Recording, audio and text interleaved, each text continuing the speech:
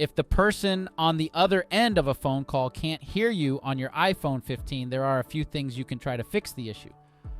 First, check the microphone permissions. Make sure that the phone app has permission to access the microphone. To do this, open Settings and tap Privacy and Security.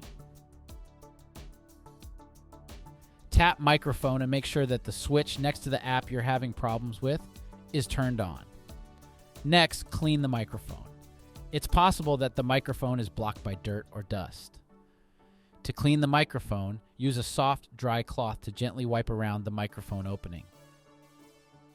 You may also need to restart your iPhone. Restarting your iPhone can fix a variety of problems, including call issues.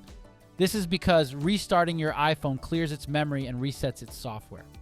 This can sometimes fix minor software glitches that can cause call problems. For example, if the phone app is experiencing a glitch that is preventing the other person from hearing you, restarting your iPhone may fix the glitch and allow you to make and receive calls normally. These 3 solutions are often enough to fix a problem like this, provided it's not a hardware issue. But if everything fails, you need to have your iPhone checked. Thanks for watching.